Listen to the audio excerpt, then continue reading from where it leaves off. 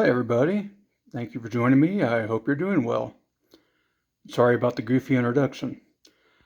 But anyway, I wasn't really in the mood to stare at my visage as I awkwardly talked to my phone, so for this hobby introduction, I just thought I'd do this thing faceless. And as you can see, I've finished up the Lego Notre Dame set. There it is. As first, I'll kind of give you a little bit of the overhead view here. You can see it's got that cruciform shape. Top would be facing east, and that eastern portion was the first section built. It was actually used while the transept there and the nave were constructed later. Then the bell towers there were the final thing that was completed as the main part of the construction. There were some little details that were added later. I'll probably get into that. But anyway, I won't say it was a difficult build, but it certainly required a lot of patience. There were a multitude of tiny, tiny pieces. I mean, everything there you can see you think might be one unit is probably composed of at least half a dozen pieces, if not more. I don't remember the total piece count on it, but yeah, especially for someone who has big, clumsy fingers like me, it was a little bit of a trial at times, but I have to say, as it was coming together, it was very satisfying. So, yeah, certainly challenge requires patience, but the rewards, in my opinion, are worth it. Got kind of an approximation of the rose window there. And these little guys right here are actually statues on the real structure. I guess that's the Lego version.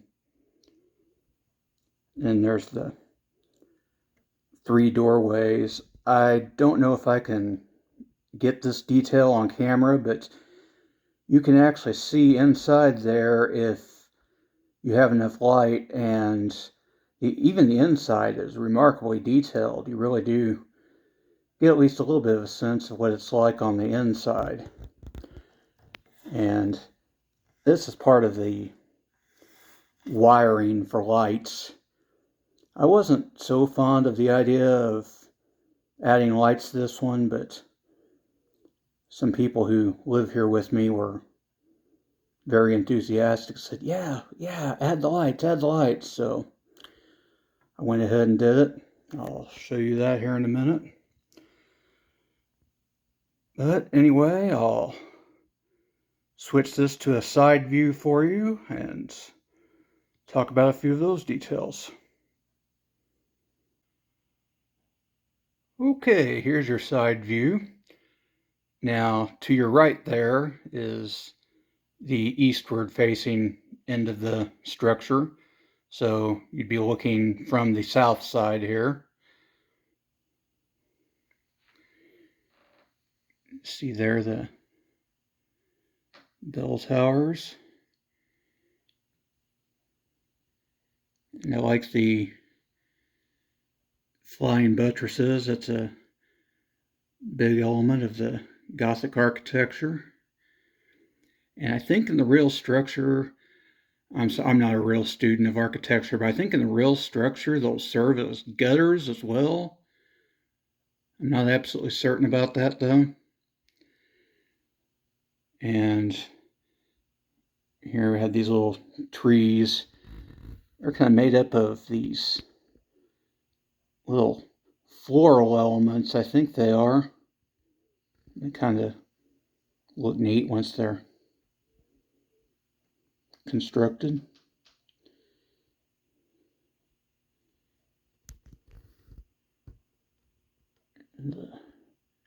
red double door there.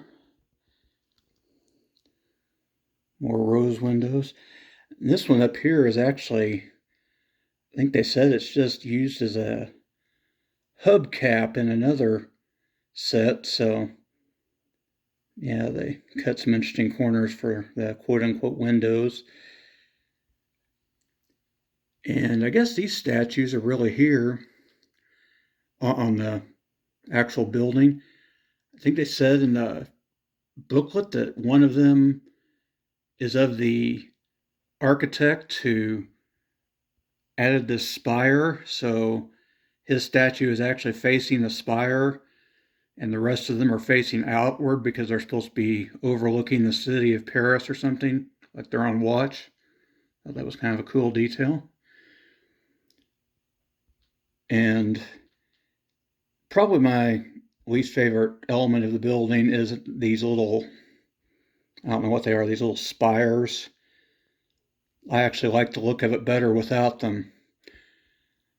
I think there was a church I think it's in Milan, that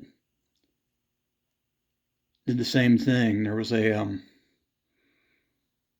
Gothic tier that was built on top of an old Romanesque tier, and then somewhere like after the 17th century, or might have been the 18th century, they decided to add all these little spires, and to me it was just gilding the lily. I don't care for that extra little flair, but I don't know. I suppose opinions will differ. So, another downside for people that might be interested in building this is it can feel kind of repetitive at times. I mean, you can see where you're building a lot of the same elements over and over again. It almost looks segmented. I wonder if there are any homeobox genes involved. Can't believe I just pulled that reference. Homeobox gene, if you didn't know, is involved in embryonic development. It helps regulate the polarity and the segmentation in the body plan of an embryo. Give you an idea, in insects and such, when homeobox genes have been messed around with, you can get legs sprouting where antennae should be and things like that. So I do not know why I just launched into that, other than the fact the building kind of looks segmented to me. But this here is my mishap. The wires were very tiny and very delicate, and I have large, clumsy fingers, and I broke one at one point, so I had to strip off the insulation and twist the actual wires together and wrapped them and kind of just taped them into place with electrical tape there. Yeah, I did that to my nice model for the sake of the wiring that I didn't really want in the first place. Actually, there's a little bit of insulation I stripped off. I'll get rid of that. But yeah, there's stigma of my ineptitude for today. Hanging my head in shame. But anyway, I think I've yacked enough about this thing. I don't know if you need me to flip it around to the other side. Maybe I'll flip around to the back side and talk a little bit about that.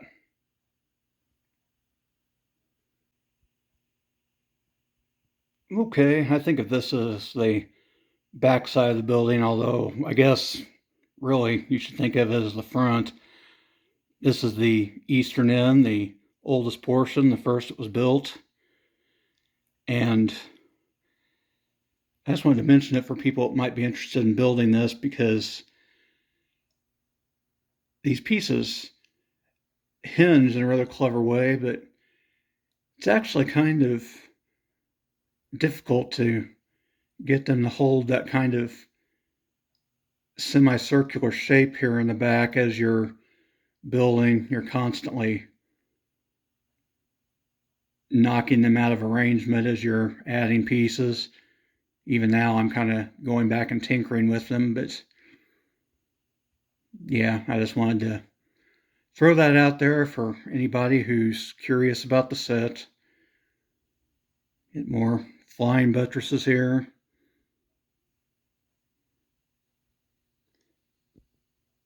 Here's where the optional wiring comes out. Have a battery pack for that. And the other side, viewing it from the north, is really just the same as the other side, just without the trees. So yeah, I think I'll show you how it looks with the lights and slap a bow on this thing. Okay, there's your side view. I guess it looks pretty neat. I was happy with the way it looked without them, but yeah, it's kind of nifty. It's got lights around to the east end there.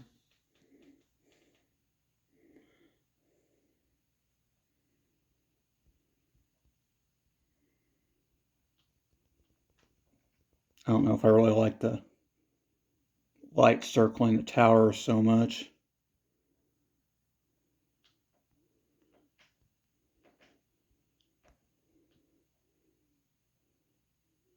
Anyway, I'll turn it to the front view here. Okay, here's the front doors. I just wanted to see if you could see much of the inside there. Probably not. It's kind of tricky. Well, you can at least see some of the floor there.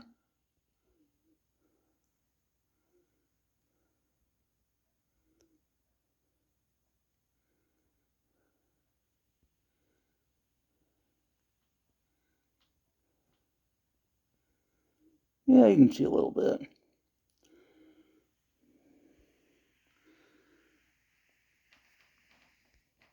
Back up here.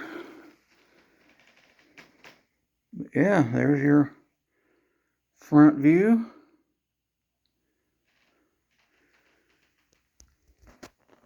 There's the other side. Pretty much the same thing. And I think you've listened to me rattle about this thing for time and time enough. So if you've stuck with me, I really appreciate it. Hope you're doing well. I hope you have a great weekend. And I hope to speak with you again soon. So until next time, take care. Later days.